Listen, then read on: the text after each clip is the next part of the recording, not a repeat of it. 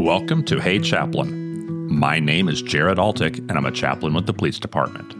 Hey Chaplain is the officer wellness podcast, which brings you expertise and wisdom from police officers around the world. From the LAPD to Scotland Yard, the guests on Hey Chaplain are sharing their wisdom and experience so that you don't have to do everything the hard way. Please make it your goal today to share this podcast with one other person. That's how podcasts grow.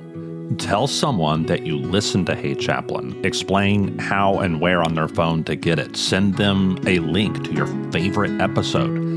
And most important, tell them why you feel Hey Chaplain has made a difference to you. Your recommendations will mean the world. Today, we're talking to Jim Bontrager. Jim is a police chaplain in Elkhart, Indiana, but he's also the president of the International Conference of Police Chaplains. As I got closer to attending the annual training seminar of the ICPC, I thought that I'd ask the guy in charge if he had anything he wanted to share.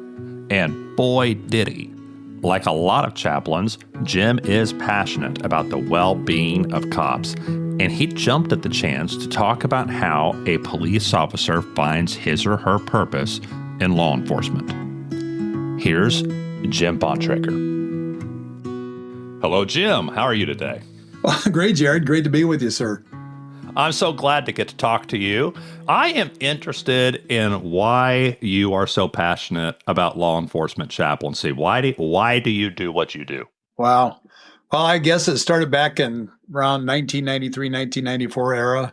I met a sheriff's deputy. I'm a United States Marine, so I've always had a heart for warriors in a sense. But I met a sheriff's deputy and started finding out what he did. We became good friends. He started telling me about his daily experiences. As I found out, it started breaking my heart. So we started an event. We wanted to show an appreciation event. So we started back in 1995, and we had just an event that's grown to have over 1,200 people there. So we have knife throwing, tomahawk throwing, battle axe throwing, spear chucking, longbow shooting, rifles, pistols, cannons, machine gun skeet. We have drive-by shooting competitions, 900cc razors, all that stuff. That's thankyouofficers.com. But in that whole deal, they didn't trust me at first. They thought I was a part of Timothy McVeigh's operation because of Oklahoma City bombing. So they all came out here to figure out who's going to get the arrest. But over time, we started loving on them, encouraging them. I found out what they went through. It broke my heart. And I thought, God, there's got to be some different set of outcomes here. So around 2003, I found out that the Elkhart County Sheriff's Department, 2004, somewhere in there, was going to start a chaplaincy program. I was a Christian, jarhead, but for some reason never got connected to being a cop and applied for it, wasn't ordained.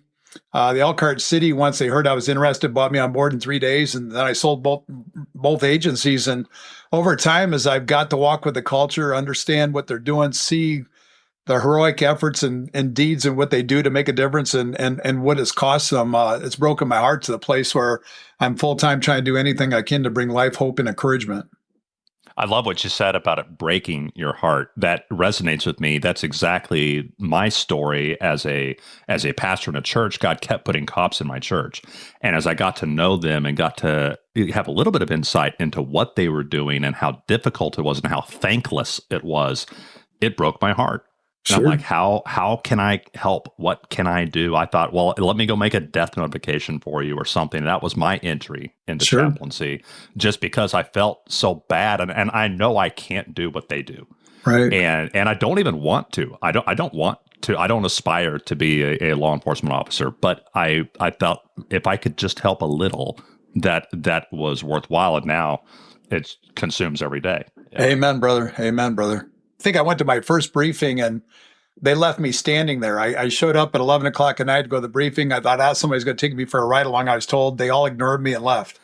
And so I came back the next week because I'm a resilient little critter. And so I came back again and same thing happened. They just left me. And finally somebody felt bad for me and said, I'll take him, and so they took me. Of course, over time, I didn't realize it, but as a chaplain, you're in the way. I'm going to mess up their office. I'm one more person to keep an eye on. It isn't worth their time. And so I quickly learned a couple things. First thing is confidentiality, because I remember an officer taking me, started telling me about all the kinky sex he had with his wife and all this stuff. And I didn't realize it at the time, but he was setting me up to see if I'd run my mouth. And it wasn't true. And so he made all these crazy stories up, and I needed to take a shower by the time I got home. But anyway, it was all good.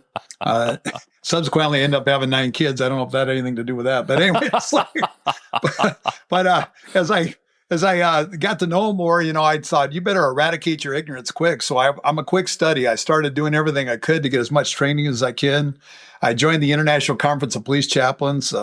They've been around the 52nd year now. I actually serve as the president of the organization right now, but I got everything I could over time to try to eradicate my ignorance, help me to be an asset. So I've done everything from Daigle's and IA investigator school all the way to hostage negotiation basic to a little bit of everything, and even wore the uniform for a season because they had a sense of humor. So over time, a big thing was educating myself to understand how to be an asset and to really be a good listener and try to care about them in a deep way and prove it through my actions, because they don't care about what I had to say. They want to know if I was for real. Jim, how do you think a chaplain's relationship changes over time? You're there that first several months for sure. I would say the first year or two. Right. You're just trying to earn trust. But everybody's looking at you kind of sideways. But over time, it begins to develop. What about 10 years in or 20 years in? What's that? Well, how do you feel it changes and evolves? Well, it actually takes on a different dynamic. I had the privilege of being there full time. So, I've been there for the last 10, 11 years full time and raising my own support because I believe in the cause. And it actually gets scarier down the road because you do develop good relationships. You fall in love with them more than ever. And when something happens in a critical incident or somebody gets their heart broken, it breaks your heart, Yeah. And over time, there's such privilege. I couldn't be chief and have any more favor in the department I'm in because they're gracious to me. They've let me be tried and tested in the trenches and the critical incident stuff we've been there. And by the grace of God, he gave me words of wisdom. And then, over time, like someone once said, that people don't care what you know till they know what you care. And once you show you care, and then when you realize you got a bit of life experience and you start to, develop relationships, and next thing you know, you're involved in families. Next thing you're involved in just a number of different things, from critical incidents all the way to home life, to go over to their houses, to cookouts, to even shift parties. They've taken me to shift parties before, and I didn't drink anything because it's a public safety issue. But it's been a deepening of the love, and with that, it also hurts too when something bad happens to them because they're family. My dream in chaplaincy is to be at this department so long that I see entire generations go through their career. And they started with me at the academy, teaching them in the academy, and then they go all the way through retirement. And I'm maybe a third of the way there with some of them, but my goal is to be there long term. So you're living my dream. Well, that's a privilege, brother. So tell me about Elkhart. Is this a place where nothing ever happens, or have you seen things? Well, Elkhart's a recreational vehicle capital of the world. So there's a lot of money. We're 2 hours east of Chicago, 3 hours, southwest of Detroit, 4 hours west of Cleveland, 2.5 hours north of Indianapolis. And there's a lot of money. And, it's just to let you know, we're not that big a town, 54,000 people, but we've had 3 active shooters in my career. We've had horrible things happen like you can't imagine. I mean, I just think of one, you talk about the battle against evil. I think about, we had in Fort Wayne, Indiana, about an hour and a quarter away, we had a mother who stole her kids several years ago. And then one day, a veteran officer is walking out the back door of the station. There's a parking garage behind. There's nothing else there. And this lady pulls up, starts talking crazy gibberish. And next, look in the back seat, and there's a little arm dangling underneath a blanket. And guess who delivered her 2 dead kids to the Elkhart Police Department on the first day of Peace Officers Appreciation Week? I had petitioned the governor for making a Peace Officers Appreciation Week, and he had granted the request, and we were all excited. So on the very first day of Peace Officers Appreciation Week, there's a woman who delivers her 2 dead kids to the back department. Brother, when I start to realize the depth of the evil these guys are battling, I'm like, it's a whole different game changer.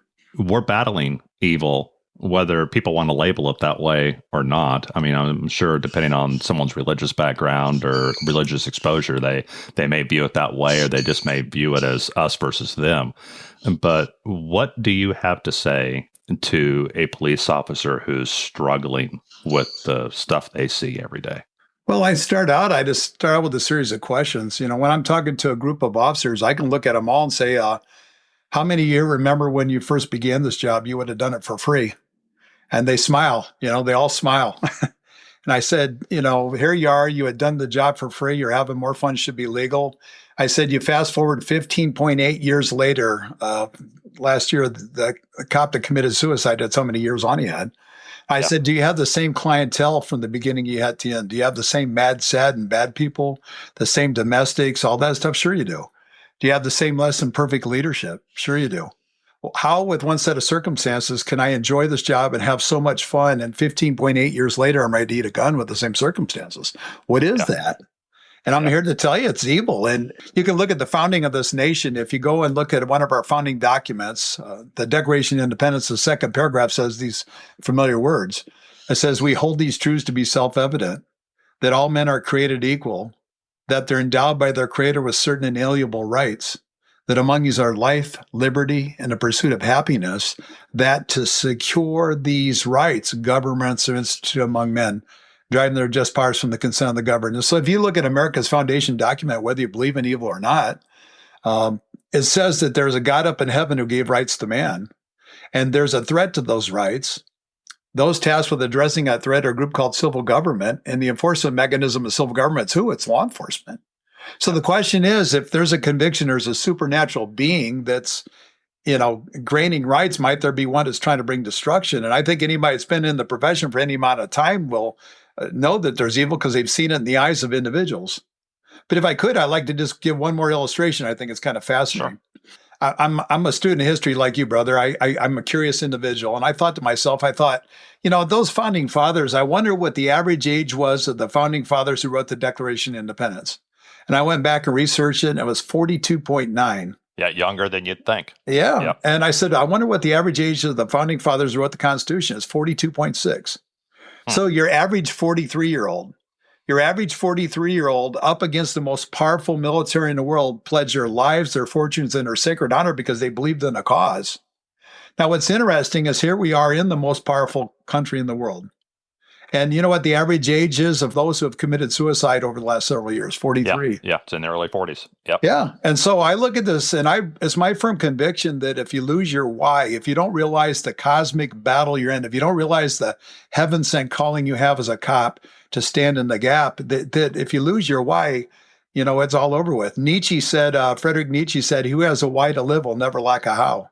I think it spills over into, what is America all about? I think you answer that question by, if you really think about it, I like asking police officers around the country. I said, what is freedom?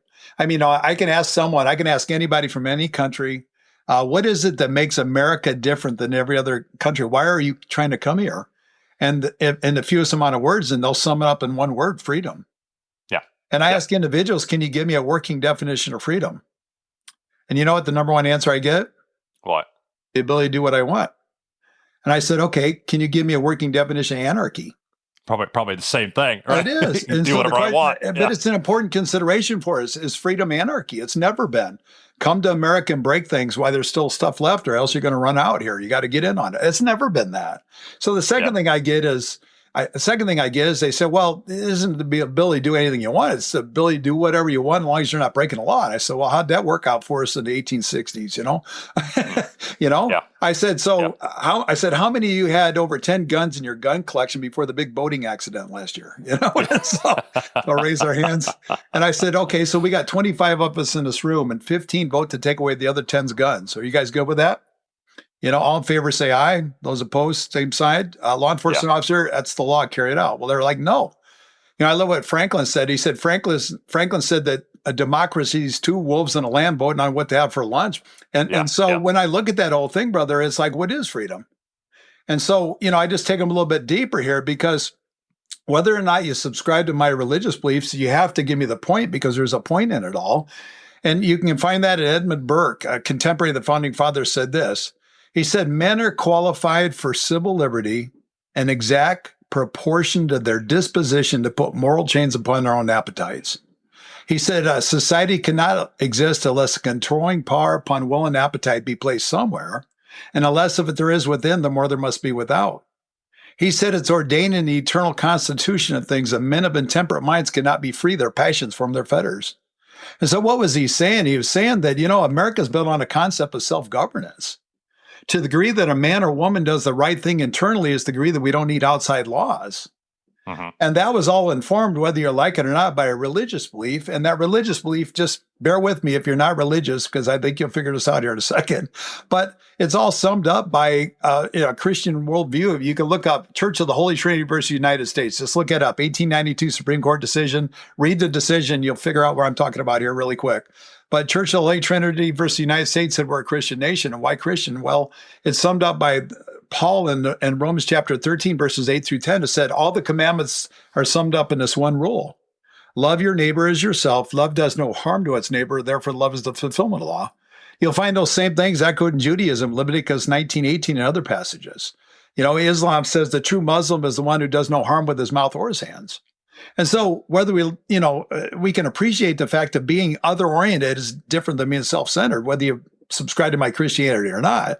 So is an other-oriented leader better than a self-centered leader? Is an other-oriented cop different than a self-centered cop? Is an other-oriented community member different than a self-centered community? Absolutely.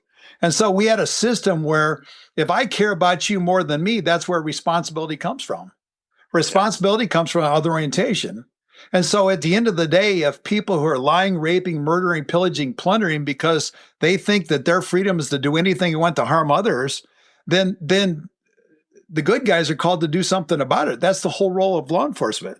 You have a heaven-sent mission to go out there and shut down people who don't want to be responsible and give them a timeout for days, months, years, or forever until they can figure it out. And that's a heaven-sent calling, brother. The word I was looking for in all the great things you were quoting and talking about was responsibility. And while a Christian would call that love, the inward compulsion to be responsible for others. I'm not being forced to be responsible because the government's making me be responsible, but my inward compulsion to be responsible to others and for others is what keeps society together. It is. And our police officers embody that. And so the ethic that comes, I would argue, and I think you are too, from Christianity, but even from other sources, that ethic is lived out in the role of the peace officer. It is. And from the Christian worldview, brother, and once again, I hope your listeners here, I'm not trying to shove Christianity down your throat. I'm trying to help bring some understanding. But, in the Christian worldview and in the Judeo-Christian worldview, it's interesting that when I ask people all the time, who would you say God is, And so, of course, Christians say he's Heavenly Father, he's this, he's that, all this stuff. But what they never tell me is Exodus 15:3 says the Lord's a warrior. Psalm 24 verse 8 says he's strong and mighty in battle. Psalm 68 verse 5 says he's a father to the fatherless, a defender of widows. Proverbs 6:17 through 19 says he hates lying tongues and hands that shed innocent blood and feet that are quick to rush evil and a false witness that pours out lies and a man who stirs up dissension among his brothers. And Psalm 61 verse 8 says the Lord loves justice and hates robbery and iniquity. Well, whose job description does that look like? At the end of the day, you got a heaven-sent calling and you're up against hell and there's a battle against evil and you got a divine mandate that I'm here to tell you right now is one of the most glorious callings in the history of mankind. And I believe in it with all my heart that I and you have as well dedicated our lives to try to do something about it. Yeah. And justice without favoritism. That's something that our culture is struggling to embrace right now. We want justice with favoritism, justice with our thumb on the scales, because we perceive that's the right solution to fix injustices elsewhere. It was wrong one direction, so we'll make it wrong the correct direction. and that's such a flawed and frankly kind of childish way of thinking. It is a more mature, more forward looking down the road, hey, what are the consequences to my actions here if you apply justice with no favoritism? Exactly. And again, that's been the history of American law enforcement. And I think in most places in the world, I know I've been a few places where the police officer's unscrewing the license plate off the front of your car, and for $50 you can get that back. And so I've been places where there's corruption, but most places the ideal that we've actually lived out through most of our history, not all of it, but most of it has been this no favoritism. We are going to do what is right because it's right. See, at the end of the day, the battle between good and evil really it's simple. It's not that hard. It's to your point about equality. And what's fair is, am I doing the most loving thing in every context? It's hard to get in trouble if that's my MO. If I'm doing the most loving thing towards my wife, am I doing the most loving thing towards my kids? Am I doing the most loving thing towards my fellow coworkers? Am I, as a chief or a sheriff, doing the most loving thing towards those entrusted in my care? Am I, as a cop, doing the most loving thing to my neighborhood, which sometimes is shutting down evil? Don't get me wrong. I'm 100% inside. I'm a jarhead. But, at the end of the day, I believe with all my heart that this is a heaven-sent mission. And there's a real battle against evil, and that's played out in our thought life. That's the reality. If you look up Collins Dictionary's definition of spiritual, it just talks about the realm of thoughts. And stinking thinking is what kills us, man. Stinking thinking is where the battle is. And, you and I both know post-traumatic growth, that's a difference maker is there, whether I'm a victim or a victor, whether I'm gaining some mad skills and tools out of it or whether it's permanent loss, Yeah, it's not what happens to you as much as it is how you think about what happened to you. Exactly. Yeah. And see, in my experience with that God that I serve, it's hardship. The reason I'm an effective chaplain is because my little brother died in my arms at age 5. One of my kids died in our arms at Riley's Children's Hospital. I can care about people because I went through junk, You've gone through suffering. Yeah. And so I got scars on my body, but those scars taught me things. And so the beautiful thing that I think about this is to understand that there's a God up in heaven, without being preachy, who put you here to make a difference. And he wants you to be a radical lover of humanity. And when you look at the stats, last year's police one survey, what cops want in 24, 70% of them got into the profession because they wanted to make a difference. 64% because they wanted to care about their community. Well, that's a heaven sent calling. The Bible says the greatest, who wants to be greatest among you should be servant of all. You don't realize that you're wired to do a heaven-sent mission, but if you're not careful, you'll misinterpret everything that comes your way, and it'll bring destruction when God wants to redeem it. He didn't cause it, and he wants you to bring life, post-traumatic growth, greater health, better battle skills, and to be a greater warrior yet through the whole experience. Jim, you're saying good things. This is inspirational. It is helpful, and most importantly, it's true. But for an officer who is stuck in that bad way of thinking, they are just worn down. They have become cynical and jaded. They have become antagonistic toward the people that they serve. They are worn down. How did they break out of that? Well, I think that, contact us. First of all, we love you and we're here. I know, Jared's hard here and anything we do to connect your resources, but I think a couple things you have to look at. To me, Jared, and I'd love to hear your experience. Evil's number one tool. There's 2 tools that evil uses. The evil's number one tool is to get you upset about the things you have no control over until it affects the things you do. When I'm a rookie cop, do I care about the chief or the sheriff? No. That call was for you, stupid. Oh, I just missed my radio traffic. Okay. Life's simple because I'm taking my sphere of influence and I'm just doing it with excellence. Okay. But down the road, I get my head taken out by I'm upset at the chief or the sheriff and his stupid internal politics in this place and these jackwads that I'm out here doing, the a-holes that I serve and blah, blah, blah, blah, blah, blah. And what happens if you ask yourself one simple question, can I do anything about this? And if I can't, then let go of it. I mean, you can't carry that. Second thing gets to be is I think the things I can't control my response. And so I got to look and see here, if I'm positing you that evil's taking your head out here, the first recognition is it's taking my head out. Now I got to figure out how to find a way back. And so, it's interesting, some of the brain science, gratitude literally rewires your brain to be more grateful. I started out by this and say, they say, Jim, you don't understand my problems. This is all messed up. And I'll say, yeah, you're right. It's messed up. It's messed up that you have 2 legs at work. It's messed up that you have 2 arms at work. It's messed up that your wife hasn't left you. It's messed up that your kids don't have cancer. It's messed up that you live in America. It's messed up that you have a bass boat and a Harley. It's messed up that you have job security. See, what am I doing? I'm turning around and I'm putting in context. All my troubles are real, but they're not the sole totality of who I am. When I realize how many good things I have in my life, I can start to counteract that. And then I can make sure I feed. I gotta, if it's all withdrawals and no deposits, I go bankrupt mentally. And so I got to see what it is that gives me life. What is it that puts the gas in my tank, and maybe going out and, doing adventuresome stuff, being out in the woods, 1 hour away out in the woods. I saw a study that shows that literally helps like nothing else, just being in solitude. But there's a number of things like that, brother, that, to me are vital things, I would have a very similar list: gratitude and sunlight. Yeah. Both are huge. Yeah.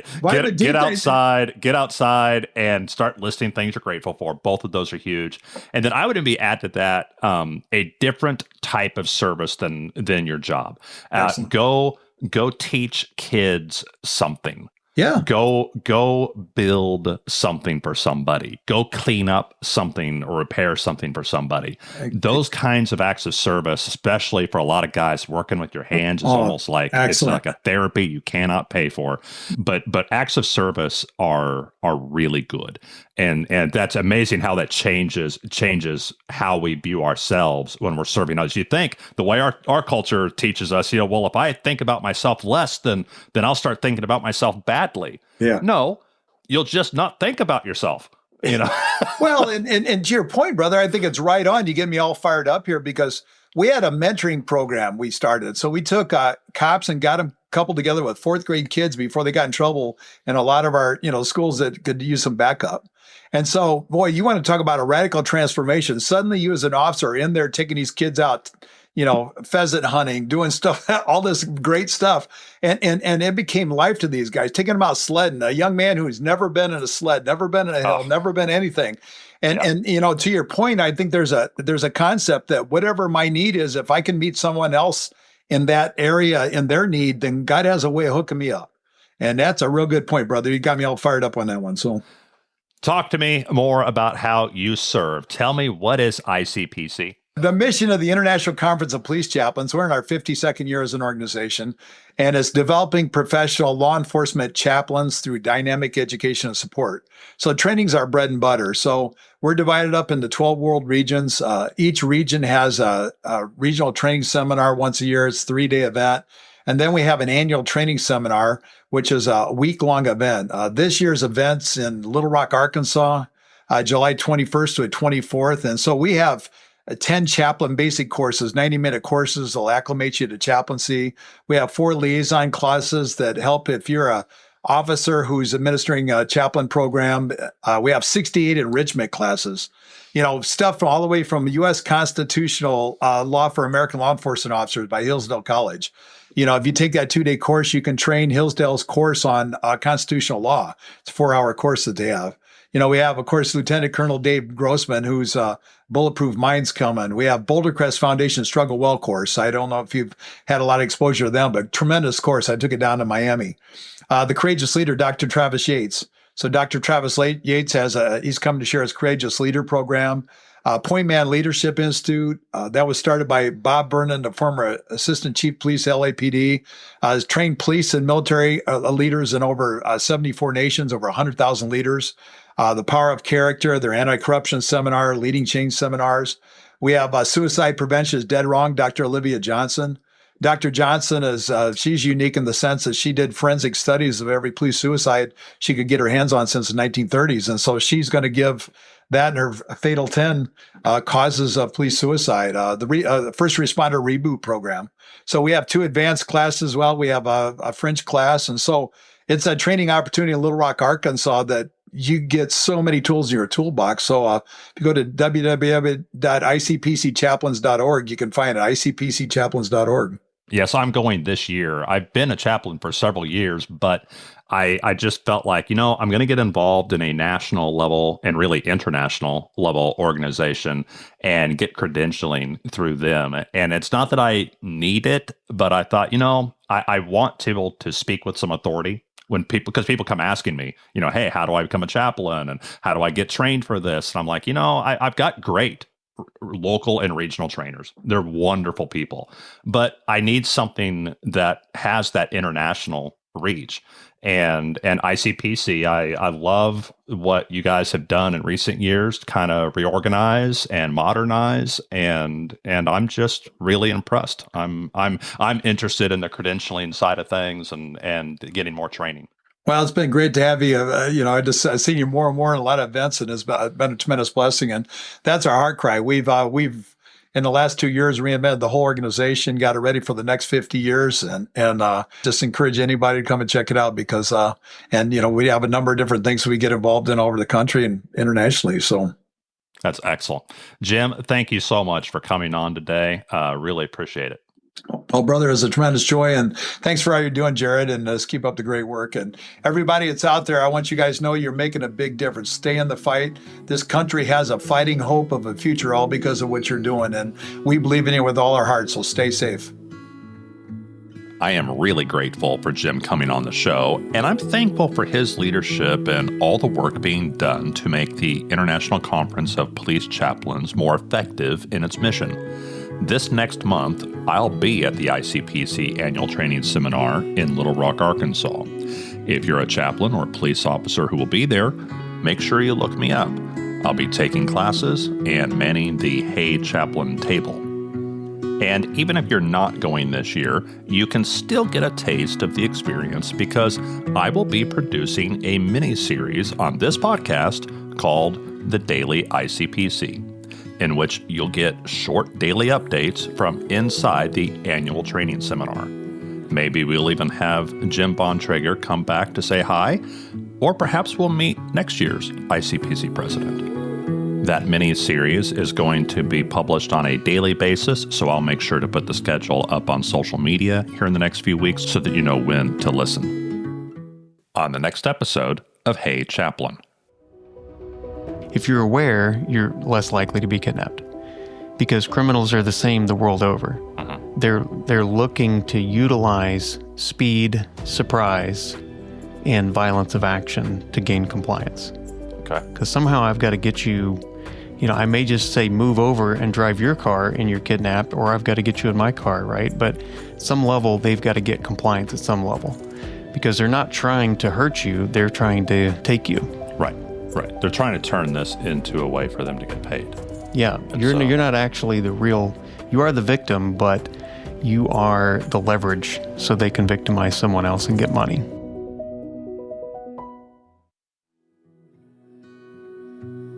This show is free for everyone because of those supporters who are quietly helping behind the scenes. If you want to help this show reach more cops, chaplains, and other first responders around the world, please follow the link in the episode description to support the show. The views expressed here are the personal views of the host and our guest and do not necessarily represent the views of any law enforcement agency or its components. If you like this episode, please share it with a cop or someone who loves a cop. Thank you for listening to Hey Chaplain, and as always, pray for peace in our city.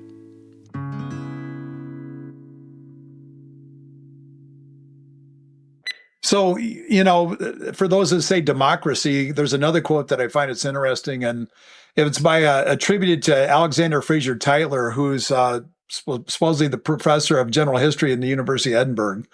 And it said, a democracy cannot exist as a permanent form of government. It can only exist until the voters discover that they can vote themselves largesse or money from the public treasury. From that moment on, the majority always votes for the candidates promising the most benefits from the public treasury, with the result that a democracy always collapses over loose fiscal policy, always followed by a dictatorship. The average age of the world's greatest civilizations has been 200 years. These nations have progressed through this sequence, from bondage to spiritual faith, from spiritual faith to great courage, from great courage to liberty, from liberty to abundance, from abundance to selfishness, from selfishness to apathy, from apathy to dependence, and from dependence back into bondage. And I think that's just a powerful illustration, And it's interesting, too, where there's been a lot of others who have looked at what America's been about, and they got a socialistic perspective. They say socialism. And so it's just interesting to me that Karl Marx said that he wanted to wipe God out of heaven and the capitalists off the earth. And I came across a really good quote from Dr. Adrian Rogers in 1931 that I thought it really drives home the lunacy of socialism. He said, you cannot legislate the poor into freedom by legislating the wealthy out of freedom. What one person receives without working for, another person must work for without receiving. The government cannot give to anyone anything that the government does not first take from somebody else. When half of the people get the idea that they do not have to work because the other half is going to take care of them, and when the other half gets the idea it does no good to work because someone else is going to get what they work for, that, my dear friend, is the end of any nation. You cannot multiply wealth by dividing it. You ever thought of leaving Ayn Rand novels around the police station? See? That's what that sounds like. Yeah. Yeah, but it's just fascinating to me. I mean, it makes sense. Yeah. And I think for these guys to really understand that you're in a noble cause here. This whole republic is the greatest experiment in the history of mankind. And if we lose it, it's gone forever,